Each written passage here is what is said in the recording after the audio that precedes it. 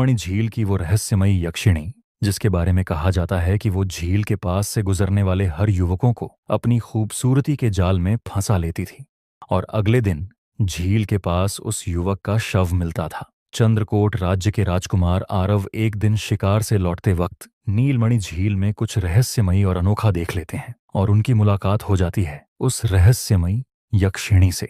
राजकुमार आरव यक्षिणी के बारे में कुछ ऐसा जान लेते हैं जिससे उनकी जिंदगी पूरी तरह बदल जाती है। विदर्भ देश के सुनहरे रेगिस्तान के किनारे बसा था एक छोटा सा मगर गौरवशाली राज्य चंद्रकोट, जहां की दीवारें लाल पत्थरों से बनी थीं। महल की छत पर मोर नाचते थे और राजा वीरसेन का शासन इतना न्यायपूर्ण था कि दूर दूर तक लोग उनकी प्रशंसा करते थे। मगर उनके इकलौते पुत्र राजकुमार आरव अब तक अविवाहित थे, क्योंकि आरव का दिल किसी राजकुमारी की मुस्कान पर नहीं बल्कि तलवार की चमक पर, घोड़े की रफ्तार पर और शिकार की उत्तेजना पर अटका था। एक शाम जब सूरज डूबने को था और रेगिस्तान की रेत अभी भी दिन की गर्मी से तप रही थी, राजकुमार आरव अपने साथियों के साथ शिकार पर निकले थे। और जब वे लौट रहे थे तो रात हो चुकी थी। पूर्णिमा की चांदनी इतनी साफ थी कि दूर तक सब कुछ दिख रहा था। और ठीक तभी उनकी नजर पड़ी गांव के बाहरी इलाके में बसी उस रहस्यमयी नीली झील पर, जिसके बारे में गांव वाले कहते थे कि वहां रात में कोई मत जाना, क्योंकि जो जाता है वो या तो पागल होकर लौटता है या फिर कभी लौटता ही नहीं। उस झील में एक बेहद खूबसूरत मगर रहस्यमयी औरत दिखाई देती है, जो युवकों को अपनी खूबसूरती के जाल में फंसाकर उन्हें मौत के घाट उतार देती है। राजकुमार आरव रुक गए। वो झील से थोड़ी दूरी पर थे। आरव का ध्यान नीलमणि झील में से आती एक हल्की सफेद रोशनी ने अपनी तरफ खींचा। राजकुमार ने उस झील के बारे में अफवाह सुन रखी थी, मगर वो इन सब बातों में यकीन नहीं रखता था। लेकिन आज झील में से उभरती उस रहस्यमयी औरत की छाया देखकर वो भी एक पल को ठिठक गया। राजकुमार के साथियों ने उसे रोकने की कोशिश की। उन्हें आगे नहीं बढ़ना चाहिए, झील में कोई खतरा हो सकता है। मगर राजकुमार नहीं माने। उसके कदम झील की तरफ बढ़ गए। ऐसा लग रहा था जैसे एक अनजाना आकर्षण उसे झील की तरफ खींच रहा था। जैसे ही राजकुमार झील के बहुत पास आया, उसकी आंखों में एक अजीब सी चमक आ गई। सामने का नजारा उसके लिए किसी सपने से कम नहीं था। झील के किनारे खड़ी थी एक अत्यंत रूपवती स्त्री। उसने सफेद रेशमी वस्त्र पहने हुए थे जो चांदनी में नीली लग रही थी। उसके लंबे काले बाल हवा में लहरा रहे थे जैसे कोई सांप नाच रहा हो। उसकी गोरी त्वचा इतनी चमकदार थी कि लगता था चांद भी उसके सामने फीका पड़ गया हो। और उसकी आंखें किसी नीले मोती की तरह चमकदार थे, मगर उनमें कोई गहरा दर्द था, कोई पुराना रहस्य था जो आरव को अपनी ओर खींच रहा था। राजकुमार उस स्त्री की सुंदरता देख मोहित हो गया था। एक राजकुमार होने के बावजूद भी उसने आज तक इतनी सुंदर स्त्री नहीं देखी थी।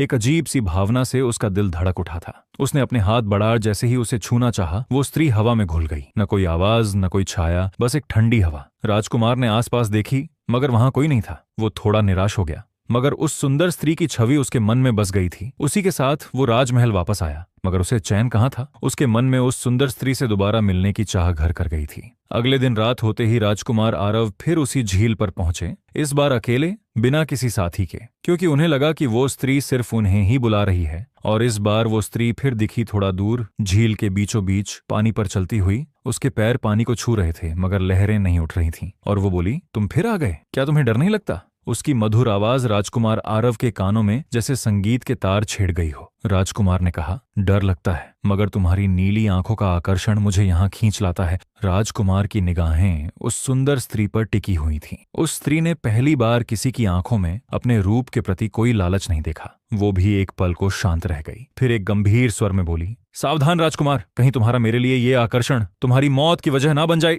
इतना कहकर वो फिर से गायब हो गई। राजकुमार का दिल एक अनजाने डर से कांप उठा। उसकी सांसें तेज हो गई थीं। कुछ सोचकर वो वापस महल लौट आया। आज फिर उसकी आंखों से नींद गायब थी। आखिर उस स्त्री ने ऐसा क्यों कहा कि उसका आकर्षण राजकुमार के मौत का कारण बनेगा? राजकुमार को उसकी इस बात में कोई रहस्य नजर आ रहा था। अगले दिन वो तारों के आकाश में झांकते ही फिर से अपने घोड़े पर सवार होकर नीलमणि झील की तरफ निकल गया।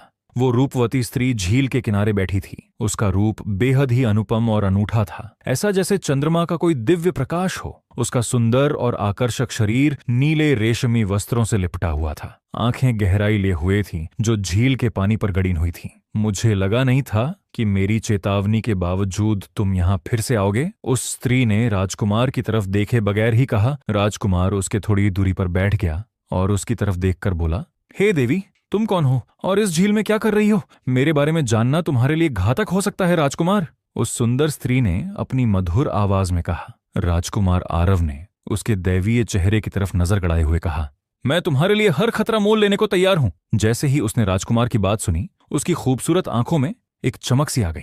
उसने अपना नाम चंद्रविला बताया। उसने कहा, मैं यहां नहीं रहना चाहती, मगर मैं यहां से जा भी नहीं सकती। चंद्रविला की बातें सुनकर राजकुमार आरव आश्चर्य से भर उठा। वो चंद्रविला से बहुत कुछ पूछना चाहता था, मगर तभी चंद्रमा ढलने को था और सूर्य की लालिमा आसमान में फैलने लगी। इसी के साथ चंद्रविला भी गायब हो गई। उस दिन के बाद से राजकुमार आरव और चंद्रविला रोज रात को झील के किनारे मिलने लगे। अब राजकुमार को चंद्रविला से प्रेम होने लगा था, मगर वो अब तक चंद्रविला की सच्चाई से अनजान था। मगर एक दिन रात के वक्त पूर्णिमा अपने चरम पर थी। चंद्रविला ने अपना हाथ आरव के हाथ पर रखा। उसका स्पर्श इतना ठंडा था कि आरव की रीढ़ में सिहरन दौड़ गई, मगर वो हटा नहीं। और चंद्रविला ने धीरे से कहा, मैं एक यक्षिणी हूं राजकुमार, और मैं शापित हूं। चंद्रविला की बातें सुनकर राजकुमार का दिल आश्चर्य से भर उठा, मगर वो चंद्रविला की बातों पर यकीन कर सकता था। चंद्रविला ने बताया कि सैकड़ों साल पहले वो एक यक्षिणी थी जो प्रकृति की रक्षक थी, मगर उसने एक इंसान से प्रेम कर लिया था और यक्ष लोक के नियम के अनुसार कोई यक्षिणी इंसान से प्रेम नहीं कर सकती। इसलिए उसे श्राप दिया गया, तू प्रेम करेगी मगर जिससे करेगी उसकी जान ले लेगी, और जब तक कोई इंसान तेरे लिए 7 नामुमकिन चीजें न लाए तू आजाद नहीं होगी। राजकुमार चंद्रविला की आंखों का दर्द महसूस कर सकता था। अब वो समझ गया था कि क्यों चंद्रविला उसे खुद से दूर रहने की चेतावनी दे रही थी। राजकुमार के दिल में चंद्रविला के लिए प्रेम तो जागृत हो चुका था, अब उसे बस अपना प्रेम सिद्ध करना था। उसने चंद्रविला की हाथों में अपना हाथ रखा और उसकी तरफ देखते हुए दृढ़ता से बोला, वो 7 नामुमकिन चीजें क्या हैं? मैं उसे तुम्हारे लिए अवश्य हासिल करूंगा। राजकुमार के शब्द सुनकर चंद्रविला की खूबसूरत नीली आंखें भय से चौड़ीन हो गईं। वो राजकुमार की तरफ देखकर भय से कांपते हुए बोली, राजकुमार, ये तुम क्या कह रहे हो? राजकुमार ने एक बार फिर चंद्रविला का हाथ थामा और गंभीरता से बोला, वही जो मेरा दिल कह रहा है। चंद्रविला, मैं तुमसे प्रेम करने लगा हूं और अब तुम्हें मुक्त करना मेरा कर्तव्य है। चंद्रविला की आंखों में आंसू आ गए। वो रोते हुए बोली, नहीं आरव, मैं तुम्हें खोना नहीं चाहती। 7 नामुमकिन चीजों को हासिल करने का दूसरा नाम ही मौत है। ये जानते हुए भी मैं तुम्हें मौत की खाई में कैसे धकेल सकती हूँ? ऐसा लग रहा था जैसे चंद्रविला की आंखों से आंसू नहीं बल्कि राजकुमार आरव के लिए प्रेम बरस रहा था। उसके दिल में भी राजकुमार के लिए प्रेम जन्म ले चुका था, मगर वो इजहार करने से डर रही थी कि कहीं वो राजकुमार को खो ना दे। मगर राजकुमार आरव भी बहुत जिद्दी था। एक बार किसी काम को करने की ठान लेता, फिर पीछे नहीं हटता था। चंद्रविला ने टालना चाहा, मगर राजकुमार की जिद के आगे उसे झुकना पड़ा और उसे सब कुछ बताना पड़ा। अब आरव के सामने थीं वो 7 चीजें जिन्हें पाना सिर्फ मुश्किल नहीं बल्कि नामुमकिन था, क्योंकि हर चीज के पीछे एक मौत खड़ी थी। एक ऐसा खतरा था जो अब तक किसी को जीवित नहीं छोड़ता था। पहला पड़ाव था अग्निझरने का नीला आंसू। हिमालय की सबसे ऊंची चोटी पर एक झरना है जहां पानी नहीं बल्कि शुद्ध अग्नि बहती है, और हर 100 साल में एक बार उस आग के बीच से एक नीला पत्थर गिरता है जिसे नीला आंसू कहते हैं। मगर उसे छूते ही इंसान जलकर राख हो जाता है, क्योंकि वो आग सिर्फ शरीर नहीं आत्मा को भी जला देती है। दूसरा पड़ाव था नागलोक की सोने की बांसुरी। पाताल लोक में नागों का राज्य है, जहां की रानी शेष कन्या के पास एक सोने की बांसुरी है जिसकी धुन सुनते ही इंसान पत्थर बन जाता है। और उस बांसुरी को चुराने के लिए पहले नागरानी की पहेली सुलझानी पड़ती है, फिर उसके प्रेमी वासुकी से लड़ना पड़ता है जो 7 सिर वाला विशालकाय नाग है। तीसरा पड़ाव था भूतिया जंगल के चांदी का फूल। सप्त प्रदेश के सप्तगिरी नामक जंगल में एक जगह है जहां रात में पेड़ बोलते हैं और वहां एक चांदी का फूल उगता है जो सिर्फ अमावस्या की रात को खिलता है, मगर उसे तोड़ते ही जंगल का प्राचीन राक्षस कालनेमी जाग जाता है जो सैकड़ों साल से सो रहा है। चौथा पड़ाव था समुद्र की रानी का काला मोती। पूर्वी समंदर के सबसे गहरे गड्ढे में समुद्र की रानी वरुणानी रहती है और उनके पास एक काला मोती है जो सिर्फ पूर्णिमा की रात को चमकता है, मगर उसे जो कोई भी लेने जाता है उस पर उनकी रक्षा करने वाला विशालकाय ऑक्टोपस महाजाल हमला करता है जिसके 8 हाथों में से हर हाथ में एक अलग जहर होता है। 5वां पड़ाव था मरुस्थल की रेत का हीरा। शैल मरुस्थल के बीच में एक जगह है सूर्यकुंड, जहां दोपहर के 12 बजे रेत सोने की हो जाती है और उस सोने की रेत के बीच में एक हीरा चमकता है, मगर जैसे ही कोई उसे छूने जाता है रेत उसे निगल लेती है और वो जिंदा दफन हो जाता है। छठवां पड़ाव था आकाश गंगा का टूटा तारा। हर 700 साल में एक तारा टूटकर धरती पर गिरता है और इस बार वो गिरने वाला था नीलगिरी के स्वर्ण झील के पास। मगर जहां तारा गिरता है वहां बिजली का तूफान आता है और तारे को छूते ही इंसान बिजली बनकर उड़ जाता है। सातवां और अंतिम पड़ाव था यमराज का काला पंख। यमलोक का द्वार सिर्फ मरने वालों के लिए खुलता है, मगर जीवित इंसान के लिए एक गुप्त रास्ता है केदारनाथ के पीछे, जहां यमराज का सिंहासन है और उसके पास एक काला पंख रखा है जिसे लेना है बिना यमदूतों के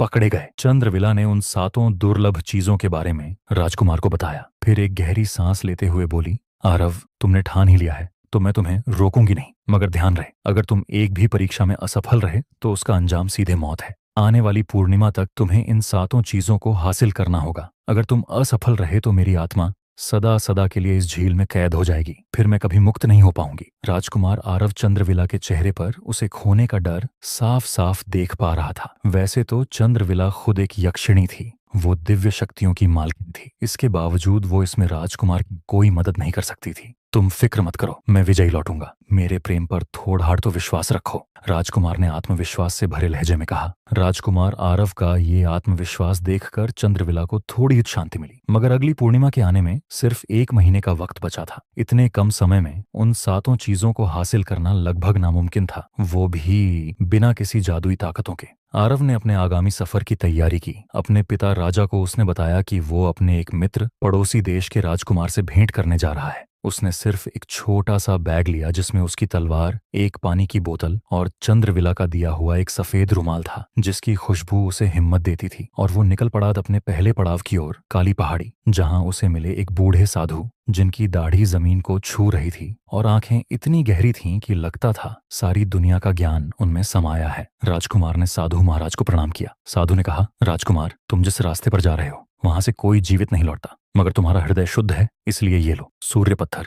जो तुम्हें आग से बचाएगा, मगर सिर्फ एक बार। ये तुम्हें दिशा दिखाएगा और याद रखो, हर चीज की कीमत चुकानी पड़ती है। साधु का आशीर्वाद लेकर राजकुमार आरव अपने सफर पर निकल गया। रास्ता आसान नहीं था। उबड़ खाबड़ पत्थरीले मार्ग से नीचे गिरने की कीमत सिर्फ मौत थी, मगर राजकुमार सावधान था। वो अपने घोड़े पर सवार होकर आगे बढ़ रहा था। पर्वत की सबसे ऊंची चोटी पर पहुंचते पहुंचते राजकुमार का शरीर इतना थक चुका था कि वो लगभग गिरने को था, मगर गिरने से पहले ही उसने खुद को संभाल लिया। हवा इतनी पतली थी कि हर सांस लेना जैसे मौत को निमंत्रण देना था। और सामने था वो भयानक अग्नि झरना जहां लावा की नदियां बह रही थी, लपटें आसमान को चूम रही थीं, और बीच में चमक रहा था वो नीला आंसू जो हर 100 साल में एक बार गिरता था, मगर उसे छूने के लिए पहले आग की 7 परतों को पार करना पड़ता था। हर परत पहले से ज्यादा गर्म, ज्यादा घातक, और राजकुमार के पास सिर्फ एक सूर्य पत्थर था जो सिर्फ एक बार काम करेगा। राजकुमार ने सोचा कि सीधे कूदना मौत है, इसलिए उसने अपनी बुद्धि का इस्तेमाल किया। उसने देखा कि झरने के ऊपर एक पुराना चट्टान का पुल है जो आंशिक रूप से टूट चुका है, मगर अगर सही समय पर कूदें तो आग की लपटों से बच सकते हैं। उसने अपना रुमाल निकाला, उसे पानी से भिगोया जो उसके पास आखिरी बोतल में बचा था, और सूर्य पत्थर को मुंह में दबाकर पुल की ओर दौड़ा। आग की पहली लपट ने उसके कंधे को जला दिया, दूसरी ने उसके बाल सुलगा दिए, तीसरी ने उसकी त्वचा को फोड़े बना दिए, और जब वो बीच में पहुंचा तो पुल टूट गया। राजकुमार आग में गिरने लगा, मगर उसने सूर्य पत्थर थूका और हाथ में लिया पत्थर चमका। सुनहरा कवच बना, मगर सिर्फ 10 सेकंड के लिए। उन 10 सेकंड में राजकुमार ने नीला आंसू पकड़ा और आग से बाहर कूदा। उसका आधा शरीर जल चुका था, रक्त बह रहा था, मगर दिल में चंद्रविला की याद ने उसे खड़ा किया। ये तो सिर्फ शुरुआत है, उसने खुद से कहा। राजकुमार ने पहला पड़ाव तो पार कर लिया था, मगर 10 दिन यहीं बीत गए थे। अब उसके पास सिर्फ 20 दिन ही बचे थे। राजकुमार के मन में चिंता और भय दोनों थी। अगर वो जरा भी असफल हुआ तो चंद्रविला को हमेशा हमेशा के लिए खो देगा। मगर फिर उसने चंद्रविला की छवि याद की और उसे हिम्मत मिली। तभी उसे चंद्रविला की दी वो दिव्य बूटी याद आई। उसने अपने थैले से वो बूटी निकाली और उसे अपने शरीर से स्पर्श करवाया। थोड़ी सी देर में उसे शीतलता और राहत का एहसास हुआ। उसके शरीर के चोट भरने लगे। ये यक्षलोक की दिव्य बूटी थी जो हर गहरे से गहरे घाव को ठीक करने की ताकत रखती थी। राजकुमार अपने घोड़े पर सवार होकर दूसरे पड़ाव की तरफ निकल गया। कई मीलों का सफर तय करने के बाद उसे एक घने वन के अंदर गुफा नजर आई जो काफी रहस्यमयी लग रही थी। राजकुमार समझ गया कि यही है उसका दूसरा पड़ाव। उसने अपने घोड़े को वहीं पर बांध दिया। पाताल लोक की गुफा में उतरते ही अंधेरा इतना घना था कि राजकुमार की मशाल भी डर गई लगती थी। कुछ दूर आगे चलने पर दीवारों से सांप लटक रहे थे, हवा में जहर की गंध थी और सामने थी नागरानी शेषकन्या, जिसके 7 सिर थे। हर सिर की जीभ अलग झर उगल रही थी और उसके पीछे वासुकी 7 सिर वाला विशालकाय नाग, जो अपनी नजर से पत्थर बना देता था। राजकुमार को डर तो लग रहा था, मगर उसने हिम्मत जुटाई हुई थी। नागरानी को नागलोक में एक मानव देखकर बहुत हैरानी हुई। उसने पूछा, कौन हो तुम मानव, और हमारे नागलोक में क्या कर रहे हो? राजकुमार ने जवाब में कहा, नागरानी, मैं सोने की बांसुरी की तलाश में आया हूं, जिसका मार्ग सिर्फ आप ही बता सकती हैं। राजकुमार की बातें सुनते ही नागरानी के चेहरे पर अपार क्रोध झलक उठा। वो अपनी तीखी आंखों से अंगारे बरसाते हुए बोली, सोने की बांसुरी? असंभव। मानव, बेहतर यही होगा कि तुम यहां से लौट जाओ। नागरानी ने उसे चेताया। क्षमा कीजिए नागरानी, मगर मैं पीछे नहीं हट सकता। राजकुमार की जिद को देखते हुए नागरानी ने कहा, तो फिर ठीक है, तैयार हो जाओ अपनी परीक्षा के लिए, मगर सावधान, असफल हुए तो मृत्युदंड मिलेगा। नागरानी ने पहेली पूछी। मैं बोलता नहीं लेकिन जवाब देता हूं, मैं देखता नहीं लेकिन दिखाता हूं, मैं क्या हूं? राजकुमार ने कुछ पल सोचा और जवाब दिया, आईना। मगर नागरानी हंसी और बोली, जवाब सही है, मगर बांसुरी लेने के लिए पहले तुम्हें वासुकी से लड़ना होगा। अगर तुम जीते तो सोने की बांसुरी तुम्हारी होगी, लेकिन हारे तो कीमत जान होगी। वासुकी ने हमला किया। उसके 7 सिरों ने 7 अलग झर उगले। एक ने राजकुमार की आंखें जला दी, दूसरे ने उसके पैर सुन्न कर दिए, तीसरे ने उसकी त्वचा को पिघला दिया। राजकुमार गिर पड़ा। वासुकी के घातक हमले ने उसे लगभग अधमरा कर दिया था, मगर तभी राजकुमार को कुछ याद आया। उसने नीला आंसू निकाला, जिसने झर को सोख लिया।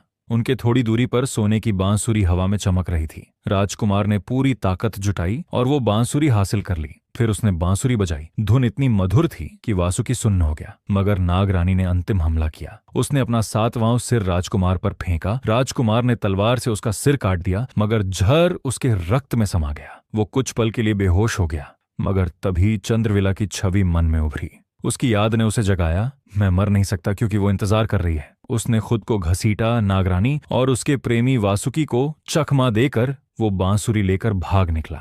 अब उसने दूसरी चीज भी हासिल कर ली थी, मगर उसके शरीर में नाग का जहर फैलने लगा था। वो अपने घोड़े पर सवार हो चुका था, मगर जहर का असर उसकी ताकत को सोखने लगी थी। राजकुमार समझ गया कि अगर इस जहर का उपचार नहीं हुआ तो वो आधे रास्ते में ही मर जाएगा। उसे अपने राजवैद्य की बताई वो बूटी याद आई। वो घने वन के बीच था। अचानक उसे वो बूटी नजर आ गई, जो घनी झाड़ियों के बीच छिपी हुई थी। उसने तुरंत वो बूटी ली और उसे चबा ली। थोड़ी ही देर में बूटी ने असर दिखाना शुरू किया। जहर का असर अब काफी कम हो चुका था, इसलिए राजकुमार अपने घोड़े पर सवार हो अपने अगले पड़ाव के लिए निकल गया। उत्तर की ओर कुछ 50 मील आगे बढ़ने पर सप्तगिरी का जंगल आया। साधु महाराज के सूर्य पत्थर के अनुसार उसका तीसरा पड़ाव वहीं था, यानी यही था वो भूतिया जंगल जहां उसे चांदी का फूल मिलने वाला था। अमावस्या की काली रात में वो जंगल इतना डरावना था कि आत्मा तक कांप उठती थी। हवा में रोने की आवाज थी। पेड़ बोल रहे थे, वापस चले जाओ वरना मरोगे। मगर राजकुमार ने उन आवाजों की तरफ बिल्कुल ध्यान नहीं दिया। वो समझ गया था कि ये सब उसे भ्रमित करने के लिए हैं। थोड़ी दूर आगे चलने पर उसे दूधिया रोशनी में नहाता हुआ दिव्य फूल दिखा। वो समझ गया कि यही चांदी का फूल है, मगर उसे आश्चर्य भी हुआ कि चांदी का फूल बिना किसी सुरक्षा के था। उसने तो चंद्रविला से सुना था कि चांदी का फूल हासिल करने के लिए उसे एक खतरनाक दैत्य से लड़ना होगा, मगर यहाँ तो ऐसा कुछ नजर नहीं आ रहा था। राजकुमार को लगा नहीं था कि चांदी का फूल हासिल करना इतना आसान होगा। वो निश्चिंत होकर आगे बढ़ा, मगर जैसे ही राजकुमार ने हाथ बढ़ाया, जमीन फटी और राक्षस कालने में निकला, जिसके दांत लोहे के थे, आंखें आग की और उसका विशालकाय शरीर पत्थर का। राक्षस ने गरजते हुए कहा, 3 सवाल 3 जवाब। अगर सही हुए तो चांदी का फूल तुम्हारा, लेकिन अगर एक भी गलत जवाब दिया तो तुम सीधे मेरे पेट में जाओगे। राक्षस का दानवी चेहरा बहुत ही भयानक लग रहा था, मगर राजकुमार ने अपनी वीरता से 2 कठिन चुनौती पार कर ली थी, इसलिए उसके चेहरे पर आत्मविश्वास झलक रहा था। मगर उसे अंदाजा नहीं था कि ये चुनौती अब तक की सबसे कठिन होने वाली थी। कालनेमी राक्षस ने पहला सवाल पूछा, सबसे तेज क्या है? राजकुमार ने बिना वक्त गंवाए जवाब दिया, विचार। दूसरा सवाल, सबसे मीठा क्या है? राजकुमार ने जवाब में कहा, माँ का दूध। तीसरा सवाल, सबसे मूल्यवान क्या है? राजकुमार ने सोचा, मगर राक्षस ने अपनी धूर्तता दिखाते हुए पहले ही हमला कर दिया। उसका हाथ राजकुमार की छाती पर लगा। हड्डियां चटकने की आवाज आई। राजकुमार गिर पड़ा, मगर उसने खुद को संभाला और उठ खड़ा हुआ। समय, उसने चीख कर कहा। राक्षस रुक गया। वो राजकुमार के जवाब से प्रभावित हुआ, मगर फिर भी फूल नहीं दिया। उसने राजकुमार को चुनौती दी, अब मेरे साथ लड़ो। राजकुमार पीछे नहीं हट सकता था। दोनों के बीच लड़ाई शुरू हुई। राक्षस के वार से राजकुमार की पसलियां टूट गईं, खून बहने लगा, मगर उसने खुद को संभाला और नागरानी से हासिल की बांसुरी बजाई। बांसुरी के धुन से राक्षस सुन्न हो गया और मौका देखकर राजकुमार ने चांदी का फूल काट लिया।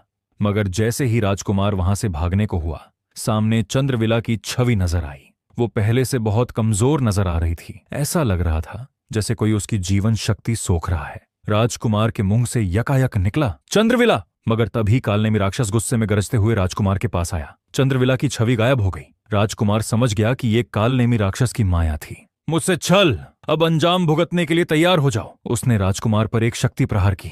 राजकुमार घायल होकर सीधे गिर पड़ा। ऐसा लगा जैसे उसकी आत्मा निकल गई हो। उसकी सांसें धीरे धीरे क्षीण होने लगी थीं। अगर कहानी पसंद आई तो वीडियो को एक लाइक और चैनल को सब्सक्राइब जरूर करें। अगले भाग के लिए कमेंट्स करें।